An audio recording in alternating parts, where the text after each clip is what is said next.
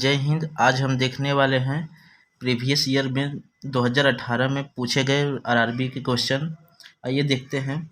मयूर अकेला एक काम को 50 दिन में पूरा करता है, जबकि राकेश उसी काम को अकेला 70 दिन में पूरा करता है। पूरे काम की कुल मजदूरी जो मिलता है 78,000 रुपये मिलता है। यदि दोनों उस काम को पूरी अवधि मिलकर पूरा करते हैं तो मयूर को कितने रुपए प्राप्त होंगे। जो मयूर अकेला काम कर रहा है कितने दिन में कर रहा है? 50 दिन में। कितने दिन में? मयूर जो काम कर रहा है कितने दिन में कर रहा है? 50 दिन में। और जबकि उसी काम को राकेश कितने दिन में अकेला कर रहा है? राकेश कितने दिन में? 70 दिन में। अगर ये दोनों मिल के अगर काम करते हैं तो टोटल काम कितना होगा? हम इसका एलसीएम ले लेते हैं। इसका एलसीएम कितना आएगा? 350। मयूर जो है एक काम को 50 दिन में करता है और राकेश 70 दिन में करता है। ये दोनों मिलकर कितने काम करेंगे? ये दोनों मिलकर एक दिन में मयूर 50 काम करता है और एक ही दिन में राकेश जो 70 काम करता है। टोटल ये मिलकर कितने काम करेंगे? 350 काम करेंगे। और कितने दिन में करेंगे ये हम आगे आपको बता रहे हैं कि और ये कितनी क्षमता से किए हैं। अगर मयूर 50 दिन में और राकेश 70 दिन काम करते हैं, 350 काम करते हैं। कितना? 350 काम करते हैं। हम इन दोनों का एलसीएम ले लेंगे करते हैं तो ये कितनी क्षमता से करेंगे? मयूर कितनी क्षमता से करेगा? 350 में हम 50 का भाग देंगे तो कितना आएगा? 7। 7 पचे 35। कितनी क्षमता से मयूर काम करता है? 7 क्षमता से करता है। और राकेश कितनी क्षमता से काम करता है? ये 5 क्षमता से काम करता है। टोटल काम कितना है? 350। और क्षमता कितना है? मयूर का क्षमता 5 है। ये क्या है? क्षमता है।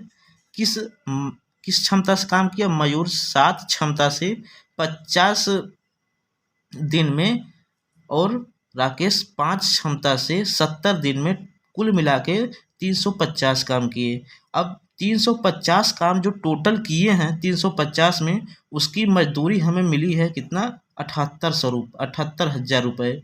कितना? 78,000 टोटल मजदूरी मिला। इसमें बोला है कि पूरे काम की कुल मजदूरी, पूरे काम की जो मयूर किया है और राकेश जो टोटल काम किए हैं 350, उसकी मजदूरी मिला है 78,000 रुपये।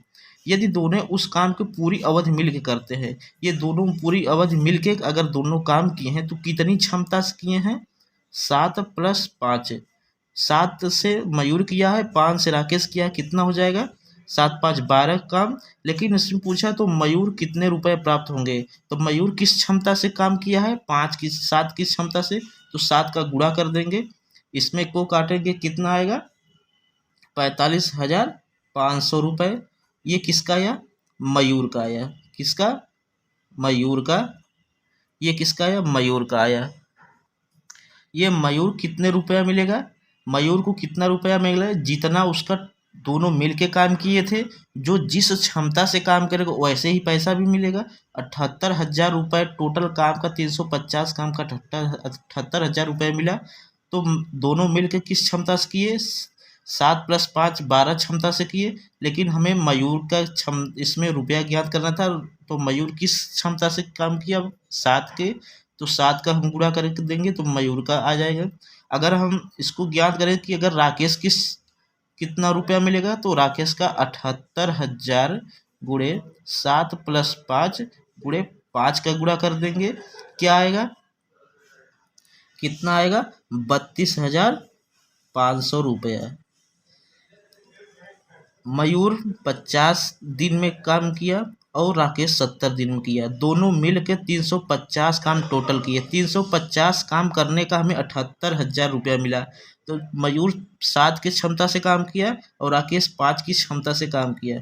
78,000 दोनों की क्षमताओं का काम का पैसा मिला है। तो दोनों की क्षमताओं का योग और जिस क्षमता से अगर एक एक करके निकालेंगे, तो अगर 78,000 में हम 7 + 5 = 12 दोनों का भाग देंगे तब ये हमें आएगा दोनों मिलकर कितने कमाए।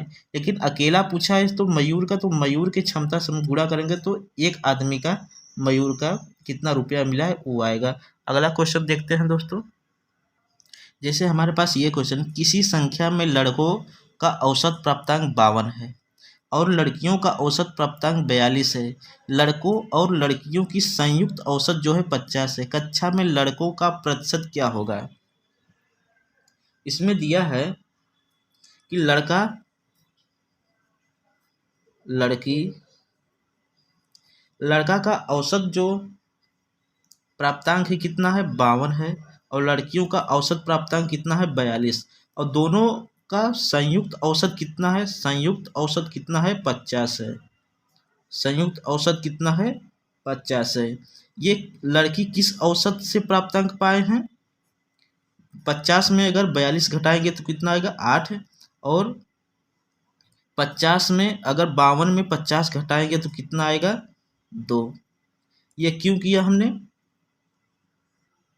क्योंकि जो इसमें अगर जो औसत लड़कों का है वो 52% तो औसत है, लेकिन कोई कम और ज़्यादा भी तो हो सकता है। इसी प्रकार से लड़कियों में कम और ज़्यादा भी हो सकता है। इन दोनों का औसत दिया था, लड़का का 52 और लड़की का औसत प्राप्तांक 42 था। लेकिन अगर सभी लड़के को मिला दें, हमें लड़कों की संख्या, अभी लड़की लड़कियों की संख्या मालूम नहीं है, तो सभी का मिला दे तो हमें 50 इसका औसत आ रहा है।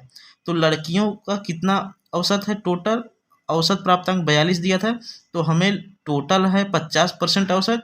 तो इसलिए हम 50 में 42 घटाएंगे तो 8% जो है, 8 जो औसत आएगा ये लड़कियों का आएगा और लड़कों का औसत कितना आएगा, 52 में से 50 घटाएंगे तो 2 आएगा। तो इस प्रकार से अगर हम इसको सरल कर दें, एक ये कितना आएगा 4, तो हमारे पास लड़कों और लड़कियों का औसत संबंध कितना है 4 संबंधी 1।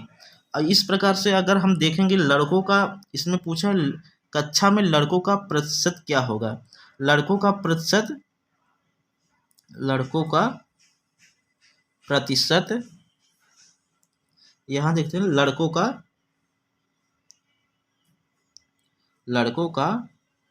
प्रतिशत बराबर क्या हो जाएगा, किस क्षमता से है 4 बटे टोटल हमारे पास औसत कितना है 4 + 1 5, कितना हो जाएगा गुणे कितना, हमें परसेंट ज्ञात करना है, क्या कर देंगे गुणा 100, 5 20 आ जाएगा, 4 दूनी 8, कितना आ जाएगा 80। लड़कों की संख्या हमें कितना आ गया 80%, कितना हो गया 80%। तो लड़कियों का कितना हो जाएगा, लड़कियों का कितना हो जाएगा, अगर हम 100 में अगर 80 घटा देंगे, 80%, 100% में 80 घटाएंगे तो कितना आ जाएगा 20% आया। अगर इससे ना आए तो लड़कियों का देख लेते हैं इस विधि से, तो कितना लड़कियों का हमारे पास 1 है, कितनी क्षमता से 1, और कितनी पे ज्ञात करना है 4 1 5, टोटल हमारे पास औसत कितना आया 5 आया, गुणे 100% करेंगे क्या हो जाएगा 1 गुणे 5 दूना 10, 20%, कितना आ गया 20%। लड़कियों की औसत प्रतिशत क्या था 20%, उसकी संख्या लड़कियों की कितना था 20 और लड़कों की संख्या वहाँ पे कितनी थी 80 था। अगला क्वेश्चन देखते हैं दोस्तों। इसे हमारे पास दिया है x + 2y, एक कोष्टक में, दूसरे कोष्टक में 2x - y। हम इसको हल करते हैं। पहले x का गुणा इन दोनों में करेंगे तो क्या हो जाएगा, x का गुणा इसमें करेंगे तो 2x² होगा, फिर क्या है माइनस है तो माइनस x का गुणा इसमें करेंगे तो xy होगा।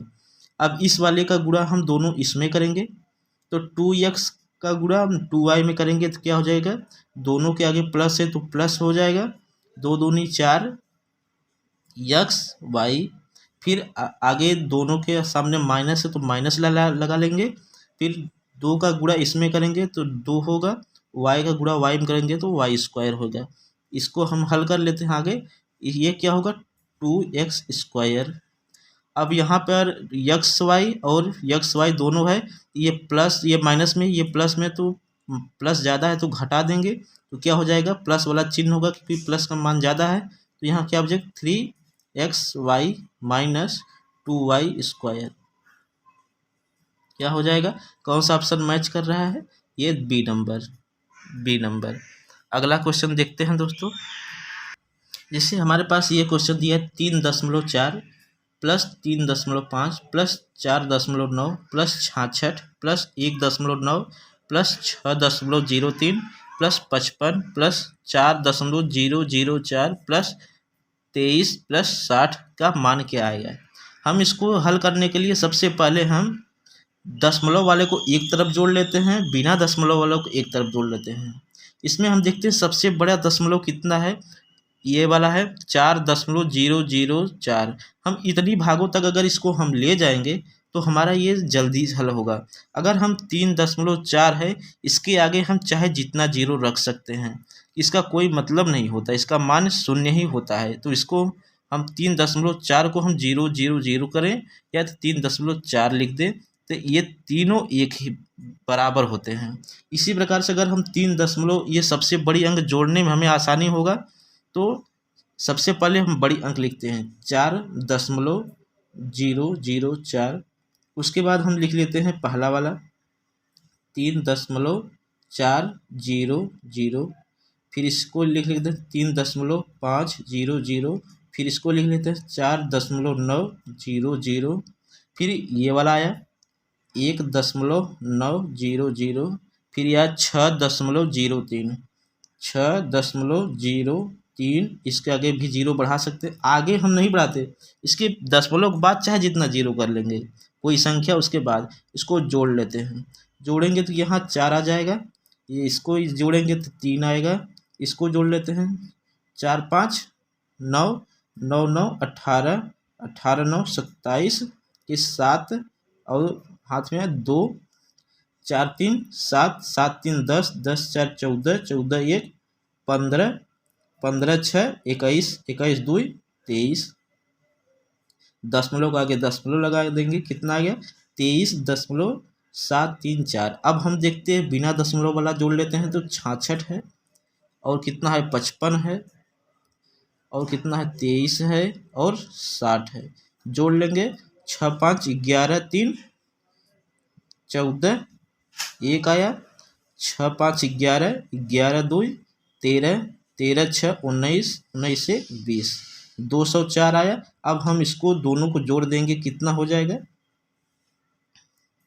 23.734 और 204.000। इसका कोई मतलब नहीं था, इसलिए हमने पॉइंट लगा के जीरो, चाहे आप 204 ही लिख सकते हैं। तो कितना हो जाएगा 4 3 7 4 3 7 2 2। ये आया आंसर। कौन सा आंसर मैच कर रहा है? ये डी नंबर, चौथा नंबर आंसर हमारा आया। अगला क्वेश्चन देखते हैं दोस्तों। मजदूरों के एक समूह ने एक निर्माण कार्य को 30 दिन में पूरा करने के लिए अपनी सेवाएं अर्पित की। यदि उनमें से 15 मजदूर नहीं आए और कार्य 45 दिन में पूरा हो सका, तो उस समूह में आरंभ में मजदूरों की संख्या क्या थी? हमें इसमें मजदूरों की संख्या आरंभ में ज्ञात करना है। 30 दिन में पूरा काम करने के लिए उसने पूरा काम किया, उसमें 15 मजदूर आए ही नहीं, और टोटल काम जो है 45 दिन में हुआ। तो हमें आरंभ में कितना मजदूर थे ज्ञात करना पड़ेगा। तो हमने माना कि मजदूर की संख्या x मान लिया, माना। और इसमें बोल रहा है कि मजदूर कि एक समूह में एक निर्माण कार्य को 30 दिनों पूरा करने के लिया गया है। कितना दिन में? 30 दिन में करने के लिए लिया गया है। यदि उनमें से 15 मजदूर नहीं आए, अगर हमने x मजदूर थे, उसमें से 15 मजदूर नहीं आए, और ये कितने दिन के लिए लिए थे? नहीं आए, और कार्य को कितने दिन में हो सका? 45 दिन में। कितना दिन में हुआ? 45 दिन में, बराबर कितना? और हमारे पास मजदूर कितना थे? टोटल मजदूर 30 मजदूर थे, और कितने दिन में हमने, और ये टोटल दिन में हमने 30 दिन में करने के लिए कहा था, और कितने मजदूर थे यक्स हमें पता नहीं है। एक फार्मूला भी होता है, m1 d1 t1 बराबर m2 D2 चाहे आप इससे ज्ञात करिए चाहे आप इससे ज्ञात करिए। हमारे पास टोटल हमने यक्स मजदूर माना, इसमें से 15 मजदूर आए नहीं तो टोटल काम कितना हुआ 45 दिन में। और हमारे पास टोटल काम कितने दिन का ठेका लिया था 30 दिन का लिया था और मजदूर कितने थे हमने यक्स माना। तो हल कर लेते हैं तो कितना आ जाएगा 45 में यक्स गुणा करेंगे तो 45 एक्स आएगा और 45 में 15 का गुणा करेंगे तो कितना आ जाएगा 675 आएगा। ये क्या हो जाएगा 30x। इस पार लाएंगे इसको तो 15x 45 में से 30 घटाएंगे 15x बराबर 675। यक्स बराबर कितना आ जाएगा 45 आदि मजदूर कितना आएगा 45। हमने शुरुआत में कितना आरंभ में कितना मजदूर थे 45 मजदूर थे, लेकिन हमारे पास 15 चले गए तो बचे कितने थे 30 मजदूर बचे थे। अगला क्वेश्चन देखते हैं दोस्तों। एक व्यक्ति 2 कार 2 लाख रुपए प्रति कार के हिसाब से बेचता है। एक कार में उससे 20% का लाभ और दूसरी कार में 20% का हानि होती है। इसे लेन देन में कुल लाभ अथवा हानि का प्रतिशत ज्ञात कीजिए। ऐसे सवाल में जो पहले लाभ हो और दूसरी बार में हानि हो और दोनों सेम हो, या तो अलग अलग भी हो सकता है और सेम भी हो सकता है, तो ऐसे प्रश्न में हमेशा जिसमें एक लाभ हो दूसरा हानि हो तो हमेशा हानि ही होती है। ऐसे प्रश्नों में हमेशा हानि होती है। इसके लिए एक सूत्र होता है x minus y minus x y बटे 100%। इस प्रकार से रखेंगे तो 20% का हमें लाभ हुआ है तो 20 रख देंगे और 20% का माइनस हुआ है तो माइनस माइनस 20 गुणे 20 बटे 100%। काटेंगे कट जाएगा तो कितना हुआ -400 बटे 100%। काट देंगे तो क्या बचेगा -4%। माइनस का यहाँ अर्थ है जो माइनस आया मतलब ये हानि हुई है। माइनस का अर्थ होता है हानि हुई है। अगला क्वेश्चन देखते हैं दोस्तों। एक पिता ने अपने पुत्र से कहा, मैं तुम्हारे जन्म के समय इतनी ही उम्र का था जितनी उम्र तुम्हारी इस समय है। यदि पिता का उम्र इस समय 40 वर्ष है तो पुत्र की 5 वर्ष पहले कितनी थी। एक पिता पुत्र से कहा, मैं तुम्हारे जन्म समय में उतनी ही उम्र का था जितनी उम्र तुम्हारी इस समय है। माना पुत्र की उम्र यक्स थी, पुत्र की उम्र यक्स थी, तो पिता की उम्र कितना होगा। पिता का उम्र कितना होगा जब ये पुत्र पैदा हुआ, तो पुत्र जब पैदा हुआ, जब इसका मान लिया इसका उम्र यक्स है, जब इसका उम्र यक्स हमने माना तो पिता भी कितना थे इसका डबल थे, क्योंकि जितना जब ये पैदा हुए थे जो इस समय हैं उसका जब वो पैदा हुए थे तो उतनी उम्र का वो भी था। तो इस हिसाब से आज मतलब कि पिता पुत्र जो है उसका दूना थे पिता से। आज कोई आदमी पिता जैसे मान लीजिए बेटा है 2 साल का, तो आज 2 साल का है तो पिता कितने हो जाएंगे 4 वर्ष, क्योंकि आज वो 2 साल का है। तो इसका बोले हैं कि जितनी तुम्हारा जब पैदा हुए थे तो जितना तुम्हारा आज एज है उतना हमारा उस समय था, मतलब ये दूना थे। अगर ये पुत्र 2 साल का है तो पिता कितना होगा 4 वर्ष का। अगर पुत्र 10 साल का है तो पिता कितना हो जाएंगे 20 साल का। इसी प्रकार से पिता का उम्र क्या हो जाएगा पुत्र का उम्र प्लस पिता का उम्र, दोनों x बराबर 2x कितना हो जाएंगे, क्योंकि पिता की उम्र में बेटे का उम्र प्लस अपना उम्र दोनों मिलाएंगे तो ये दोनों का उम्र पिता का उम्र बराबर होगा, क्योंकि वो बोले जन्म के समय हमारा उम्र उतना ही था जितना आज तुम्हारा उम्र है। तो इस प्रकार से आगे देखते हैं। तो इसमें बोला है यदि पिता की उम्र इस समय 40 वर्ष है, पिता की उम्र इस समय 2x हुआ, टोटल कितना हुआ 40 वर्ष है, तो x बराबर कितना हो जाएगा 20। मतलब आज पिता की उम्र कितना है, आज पिता की उम्र कितना है, ये हमें 2x था तो हमें ये किसका उम्र आया कि पुत्र का आया। हमने यक्स किसका माना है पुत्र का, आज पुत्र हमने पिता का उम्र, बेटा और पिता का उम्र दोनों जोड़ दिया, कितना है 2x। तो पिता का उम्र हमें 40 वर्ष दिया है, तो हमने 40 बराबर पिता और बेटे दोनों का उम्र माना था 2x, तो हमने बराबर किया तो काटा, तो x बराबर 20 आया। ये किसका आया उम्र आया? पुत्र का आया। अब पुत्र का उम्र आया, तो जब ये पुत्र पैदा हुआ था तो पिता कितने वर्ष के थे? 20 वर्ष थे। तो आज पुत्र 20 साल का है तो पिता 40 वर्ष के हुए। तो पुत्र का पूछा है 5 वर्ष पहले, तो 5 वर्ष पहले तो -5 कर देंगे तो कितना आ जाएगा? 15 वर्ष। 5 वर्ष पहले बेटे का उम्र कितना था? 15 वर्ष। यही हमारा आंसर है। अगला क्वेश्चन देखते हैं दोस्तों। 50 किलोमीटर यात्रा करने पर मैंने पाया कि अभी यात्रा का 3/5 भाग शेष है। यदि यात्रा की कुल दूरी कितनी होगी? हमने कुल यात्रा की दूरी माना x, माना यात्रा की कुल दूरी कितना है? x मान लिया। कुल दूरी x माना हमने 50 किलोमीटर यात्रा पूरी करने पे, मतलब कि x - 50 हमने टोटल दूरी x माना, उसमें से हमने 50 किलोमीटर हमने पूरा कर लिया है। तो अभी बचा कितना है?